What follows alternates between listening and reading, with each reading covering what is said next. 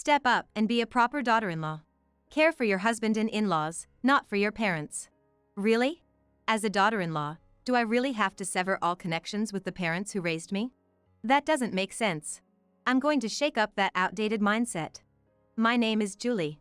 I'm a 56-year-old woman, recently horrified by the sight of deep laugh lines appearing. Maybe it's because I've been slacking off with my facial expressions under the mask for almost 1 year. I remember venting my stress by making exaggerated faces under my mask when an annoying colleague made snide remarks. Maybe that was the cause. I need to make sure not to forget to put on my mask and accidentally show my irate face to my colleagues. Back in my 20s, when I didn't have any laugh lines or wrinkles on my forehead, I married my husband Frank, who is 3 years older than me, and gave birth to our daughter, Abby. With the pregnancy and birth, my environment changed drastically. Frank, who was a kind man, started to spout possessive lover-like phrases like, "Who's more important to you, me or our child?" He seemed to dislike when I comforted our daughter when she cried during his mealtime, or when I devoted all my time at night to Abby. If he feels that way, I wish he would help more with childcare, but he shows no signs of doing so. Instead, Frank suggested, or rather decided, that we should live with his mother, saying, "If mom helps with childcare, it'll lighten your load." His mother was somewhat troublesome since the pregnancy. She had always been overbearing with Frank. Frank was often summoned to his parents' house after work, and she frequently contacted him, even without any significant matter to discuss. But she did it only for Frank. She didn't interfere with me in particular. But, suddenly after the pregnancy announcement, she began to interfere with me as well, saying things like, "Come over at least 2 or 3 times a week. I'm worried about you, Julie." There's no way I was going to travel the distance to her home that required a train ride that frequently while pregnant. I had been avoiding her invitations by any means possible, but then another adversary appeared. "Why won't you visit when mom's worried about you? Why don't you understand that she's worried about you?" Frank started blaming me. When I responded then, "When you have the flu, you'll visit my parents' house, right? If I say my parents are worried, you'll go, right?" Frank became silent, and somehow I was able to avoid visiting during my pregnancy. But the real hardship began after giving birth. Frank's mother would constantly contact me with various demands, such as wanting to be the one to give Abby her first bath or wanting to supervise when I breastfeed Abby. Even from a distance, it was tough dealing with her, but now she wanted us to live together. The idea of living with Frank's mother, who often has quite unreasonable demands, brings nothing but despair. However, the day after I firmly stated, absolutely no, Frank's mother and father arrived at our house with their suitcases. The start of hell. Living together has increased the hardship. Frank's mother often tries to give Abby sweets and juice that she hasn't eaten before. I'm always cautious about allergies. Giving my child new foods little by little, it's a cardinal rule. However, there were times when she tried to let my baby daughter taste honey, even though she's still too young for it. Despite asking my mother-in-law to stop, she'd burst into tears, accusing me of disliking her. I felt like I was on the brink of a nervous breakdown. My father-in-law also critiqued my parenting, saying, "Julie, your way of raising Abby is pitiful. She'll end up becoming a criminal." He utterly disregarded my childcare methods. What I'm saying is bad is all generally known stuff that's written as bad in parenting guidebooks. By his logic, America would be a crime-ridden country. Yet, he isn't the type to back down just because it's written in the guidebook. If I say such things, he would only yell at me, "Don't argue back. You lack awareness as a wife of my son. You've already married into this family, you should listen to what your parents-in-law say." I do retaliate from time to time, but it's impossible to win when our conversations hardly make sense. All I get is a flat denial of my entire personhood. I felt like I was going mad. Then one day, an incident occurred. My mother-in-law said, I bought a pacifier, and tried to force my daughter to take it. The moment she shoved the pacifier at my daughter, making her cry, my father-in-law declared, "Here, let me show you how it's done. You don't know how to use it, do you?" and casually put the pacifier in his own mouth, attempting to give it back to my daughter afterwards. Yikes. I stopped him in a hurry, saying, "Please stop. There's also the risk of cavities." The concern about cavities was genuine, but I was simply disgusted. However, my father-in-law seemed not to understand why I was upset and started to snap back at me, saying, "Again. Then what can I do with my grandchild?" When things get to this point, it's out of control. My mother-in-law started to cry, saying, "I wanted my eldest son's wife to have a boy who will be an heir, but I'm tolerating it because she's my granddaughter and I want to love her." As for father-in-law, he started yelling, "I wanted to build a duplex right after you got married, but I decided to live here with you guys because I thought it would be tough for you. They are completely unaware of how absurd their statements are. They are craziest parents-in-law. I envy the other mothers-in-law who have daughters-in-law who aren't mean to their mothers-in-law. You're all right. Julie should be more conscious of appreciating us. Here we go again. I'm so fed up. My husband, the root of all this chaos, hardly comes home as he finds his parents troublesome, and spends every night out drinking with his colleagues and friends. I don't have the luxury of voicing my complaints or the energy to run away from home. I'm just struggling with raising my daughter and dealing with my eccentric parents-in-law. However, due to this incident, my mother-in-law began to spread all kinds of rumors about me in the neighborhood and among relatives. I was truly shocked when I received a message from my sister-in-law one day, asking Mom said you did something to Abby and she has a bruise on her bottom, is that true? Yes, her bottom is blue right now, but it's just Mongolian spots. There's nothing else. However, this is not the first time this has happened. My mother-in-law has a tendency to inflate stories from bits and pieces she's noticed, painting me as the bad wife in the neighborhood. I've been told by neighbors, I know there's a lot going on, but you shouldn't pinch your mother-in-law, and other lies. Of course, I haven't done such a thing. The rumors about me seem to have reached my husband, who's been mostly absent. One day, he suddenly blew up at me. What's going on here? Huh? What are you on about all of a sudden? Apparently, you were mad when Mom held Abby. If she's going to throw a toddler who's just started walking towards the ceiling while playing up, and away, of course, I got upset. You just had to catch her. Are you serious right now? So, you have a problem? A big one. What's with this attitude? You don't take care of Abby. You push all matters related to your mother and father onto me. You don't do the housework too. Who do you think is managing this house? It's me. I always say that they'll take care of Abby and you should rest. I told you, I can't rest because I can't leave her with them with confidence. Enough. I don't want to know. With that, Frank, my husband, slammed the door and left the room. I was left behind, with a big problem on my hands. Later that night. What? An accident. Okay, got it. I'll be there right away. I received a sudden call from my mother. She told me that my parents had a car accident. They were safe, but they had to undergo some tests because of their age. The word accident sent a chill down my spine. I was shocked. Seeing my distress, Frank asked, "What's wrong?" Mom and Dad had a car accident. They are going through tests, and I am worried. Can I take Abby and go to the hospital? What? Frank and his parents looked at me as if I were saying something absurd. If they're not dead, you don't need to go. What? I couldn't believe what my mother-in-law said. Instead of that, look. Dinner is not ready yet. Hurry up and do the housework. You have a husband and family to care for. You lack awareness. Stop relying on others. For some reason, there was applause from Frank and his dad. Hurry up and prepare the dinner. If you have a problem with what Mom says, we'll get a divorce. Frank had a smug grin on his face as if he was trying to assert his dominance. Divorce? Is that their ace in the hole? How naive can they be? But I probably don't need to argue anymore. They themselves are suggesting a divorce. All right, I understand. Here you go. I pulled out a paper from a drawer and handed it to Frank. His eyes widened as he looked at me and the paper alternately. What's this? Just as you wished, I am divorcing you. I've had enough of living in this mess.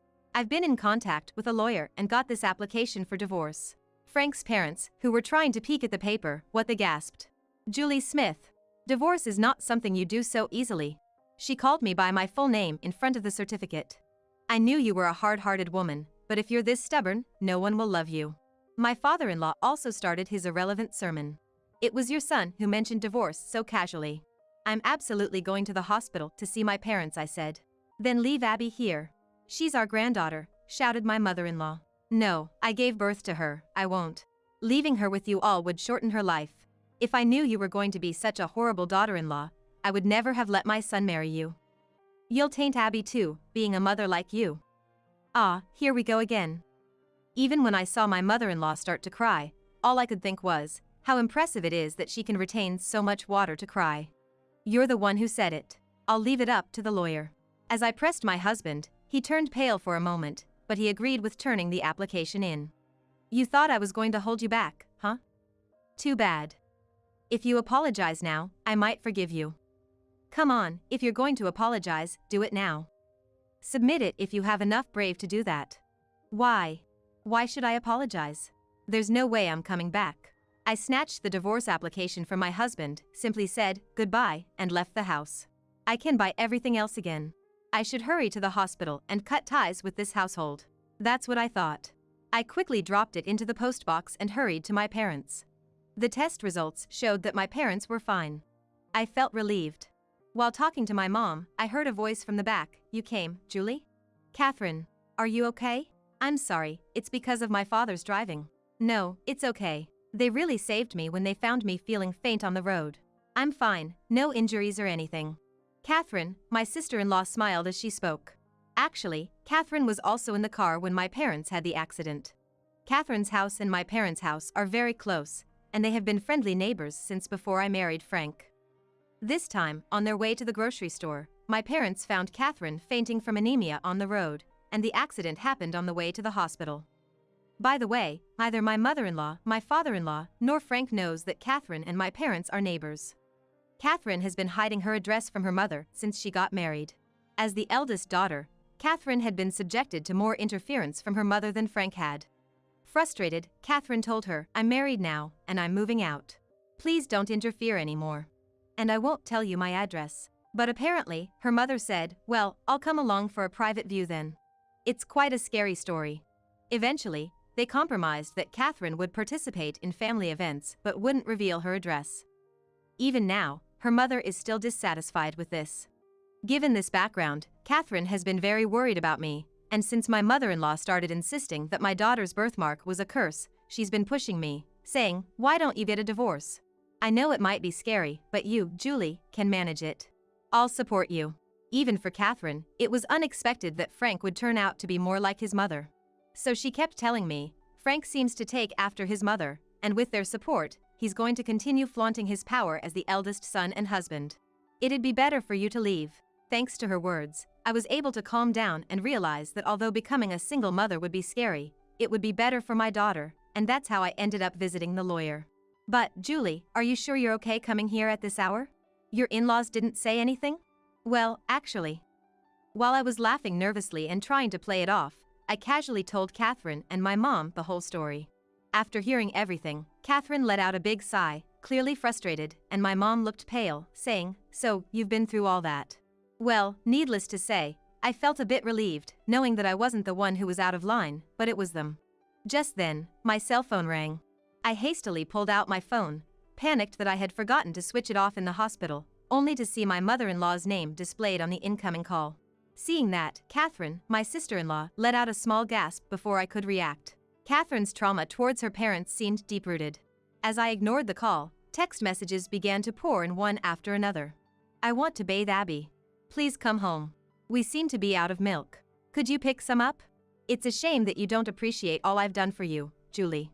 It breaks my heart to think I won't see my grandchild anymore. Let's make amends. I forgive you. Please buy the family bucket from KFC that you love so much. The moment we read the messages, everyone in the room was frozen. I wonder what kind of thought process led her to say such things at this point. Or perhaps she doesn't think we're actually getting divorced? Deciding to give her a piece of my mind to stop her from contacting us forever, Catherine and I decided to go confront my in-laws. When we arrived, it was my mother-in-law who first opened the door. Catherine, why are you here? Oh, are you here to celebrate Julie's reconciliation with us? Upon seeing Catherine, my mother-in-law quickly became giddy with excitement, anticipating a party. No way. What do you think you're doing to Julie? That's disrespectful. I'm just trying to teach Julie how to be a good wife to my son. It's simply an unsought advice. You are the meddlesome old woman. At Catherine's pinpoint counter, my mother-in-law fell silent. Well, it doesn't matter. Let's have a party. Come in, come in. I can't enter. I also have in-laws, and according to you, my parents are strangers. Didn't you tell Julie the same? So, I should follow that, shouldn't I? Upon hearing Catherine's words, my mother-in-law turned pale. Catherine also has in-laws. So, if we follow my mother-in-law's absurd theory, Catherine can't join the party as her parents are strangers to her. She is a wife, so Catherine should return home immediately and do the housework. Yes, indeed. It's a waste of time to talk with my mom when I'm busy with housework. At our exchange, my mother-in-law shouted in a loud voice, why are you saying such terrible things? I'm done. I'm ending my life right here. Even during my school days, you kept causing a scene at the school gate, saying, don't leave me alone. I'll end my life here. But look, you're still alive. Stop trying to threaten me with such things, especially when you do nothing. No. As Catherine responded, my mother-in-law became serious and tried to retort, but she was lost for words. Hit the nail on the head, didn't she? But her commotion brought out my father-in-law and Frank from the back. What are you two doing tormenting your mother? My father-in-law yelled. Frank, thinking I came back for a reconciliation, looked self-satisfied and smirked. You came back pretty fast. Gross. Hey. Because of Julie, even Catherine has turned into a bad woman. She's saying she can't even eat a meal with me. Upon hearing that, my father-in-law widened his eyes, glared at us, and said, "Who the hell do you think you are, acting like this when someone is generous enough to forgive you and not insist on a divorce? Actually, when you stopped us from going to the hospital and it led to a divorce, Catherine was in the car with my parents." Wait, what? It's true that I was worried about my own family, but as a sister-in-law, I was also concerned about Catherine, who was in the car with my parents. So, your thinking was to prioritize household chores over Catherine's accident, right? I asked, flashing a smile. The color drained from the faces of my mother and father-in-law. But, we didn't know that Catherine was in the car. You started lecturing me about household chores before I even had a chance to tell you. That was a lie. I had decided not to mention Catherine because they thought they would be asked, why was Catherine with your parents? I also hoped that by leaving all houseworks for a night, Frank and his parents would initiate the divorce. I was worried that if I broached the subject, the conversation wouldn't progress. They, who were considering a divorce, still sent me emails like, buy some milk. That's unfair. You can't change the rules halfway through. I'm not sure what's unfair, but everything you said at that time was true, wasn't it? What did I say at that time? My mother-in-law looked bewildered. You told me to think of your own family as strangers when I have in-laws. Here's a comment from Catherine. What? My sister-in-law flashed a smile at my bewildered mother and father-in-law. As I said earlier, I'm also a wife of a man now, so I'm going to cut off all ties with this house. I consider my own family strangers. No way. My mother and father-in-law were lost for words. My husband was also astonished. Coincidentally, I've already decided to move out of this town. I won't be attending family events anymore. This is it. Wait, Catherine. If that's the case, I want to visit your state sometimes. There's no way I'm going to invite you over in this situation. Are you out of your mind? My sister-in-law, who had been unable to assert herself due to her ties to her parents, seemed to have made a decision following my divorce. Well, that's fine, Mom. We still have Julie and Abby. Don't be freaking out too much. That's right. Forget about the ungrateful Catherine. Right, Julie, Abby. My husband and father-in-law said, turning to me with a smile. Are these people stupid? They are a ridiculously dense family. I've already filed for divorce. Unlike Catherine, neither of you is related to me anymore. It's beyond the issue of cutting ties. I've become a complete stranger. What? Don't lie. You can't submit the paper at night. My father-in-law yelled. Well, I just dropped into the post box. It will take some time to be received, but I have no intention of retracting my application, so it's a divorce. Julie, weren't you in love with me? My husband also raised his voice. A husband who says heavy stuff like, who do you care about more, me or our child? I've lost my feelings for you long ago. The only thing that made me hesitate about the divorce was whether it was right to take a father away from Abby. Then, for Abby's sake, we should try again. Try again? That's a word you use when there's even a tiny chance of reconciliation. How are we going to try again when my feelings for you are completely crushed? Right now, all I can think is that you're saying something disgusting. Whether he heard my final words or not, my husband bit his lip with tear-filled, red eyes. You are such a mama's boy. I started to say, but kept it a secret. After that, the divorce was finalized without a hitch, and I changed all my phone numbers and email addresses. However, it seems they asked a mutual acquaintance for our contact information, and once again, I started receiving messages from my ex-husband and his mother. What a dysfunctional family, truly. From his mother, I received a message saying, "Isn't it about time for Abby to see her grandma?" From my ex-husband, I received something along the lines of, "I'm always here for you," which was as creepy as it sounds. Needless to say, I promptly blocked them. But it didn't end there. Around the time Abby started elementary school, it seems they hired a private investigator. There was a time when my ex-husband and his parents ambushed us in front of our house. "If you're still single, I'll give it another shot," my ex-husband had the audacity to say. His parents told me, "We've always considered you a part of our family, even after the divorce, which was quite frightening. I immediately threatened to get the police involved. They finally seemed to understand the gravity of the situation, and I haven't heard from them since. I still have a relationship with Catherine, but she's been stalked by a private investigator too. Shockingly, her mother once tried to pick up Catherine's child from daycare pretending not to know anything. This also ended up involving the police, and bad rumors spread in the neighborhood. The entire family moved somewhere else. Thanks to this, peace returned to Abby and me. That family with their heads in the clouds, only thinking about themselves. I hope they live out their lives quietly without causing trouble for others. It's been nearly 30 years since that commotion. Now, Abby is married to her childhood friend, and they recently had a baby. I was worried that Julie might follow in my footsteps. But since they were young, their parents have been very kind to her, and they've established a good relationship. More importantly, despite the prejudice against single-parent families back then, they never held any bias and let their children play together, which speaks volumes about the quality of their family. I don't think I have to worry. I've been taking turns with their family in taking care of my grandchild, and I'm completely smitten with the adorable and honest little girl. She even wears the clothes I make for her, and I adore her so much it feels like my heart could burst. Maybe even wear a miniskirt and show off a bit. Just kidding, I wouldn't really do that. But this year, I do plan to put a bit more effort into dressing up. I've been so caught up in life that I haven't taken care of myself. Here's to enjoying life with a youthful spirit.